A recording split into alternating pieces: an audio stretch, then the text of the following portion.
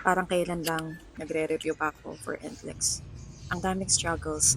Andyan yung kaba, distractions, tapos yung pressure na kailangan pumasa. Pero sabi ko, laban lang. For 1 whole month, tinodo ko. No work, no gala, NCLEX lang. Bago ang lahat, lagi kong sinisimulan yung araw ko with devotion and prayer.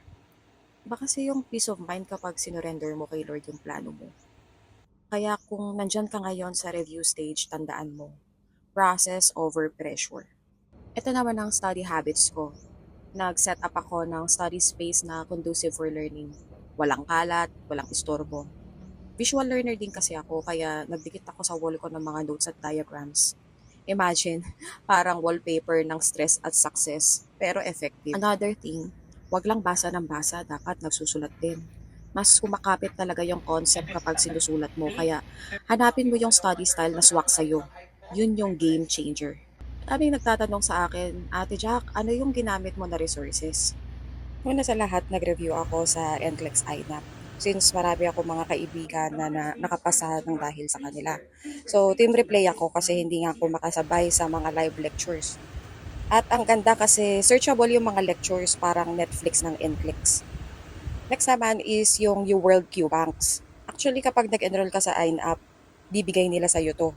Hindi lang basta sagot yung inaabangan ko, kundi yung mga rationales ng tama at mali. Kasi dito talaga nahahasa yung critical thinking ko. Next naman is yung NCLEX Bootcamp. Grabe, para siyang totoong NCLEX. For 1 month lang yung subscription ko. Every day, sumasagot ako ng maximum of 85 items. Tapos, may 4 na readiness exams sila na pwede mong ulit-ulitin. Ang result ko doon sa readiness exam is isang high chance at 3 very high chance of passing.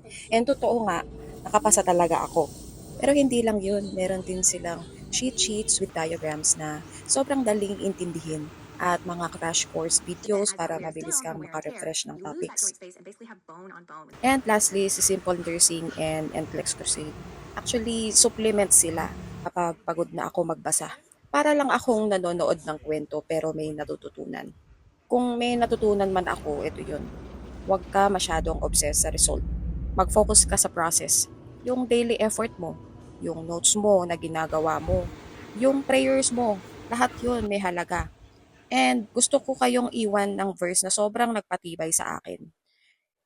Sabi sa Proverbs 16:3, commit to the Lord whatever you do and He will establish your plans. Kaya guys, gawin mo yung best mo and let God do the rest. Kaya good luck sa review and exams nyo, mga future USRNs.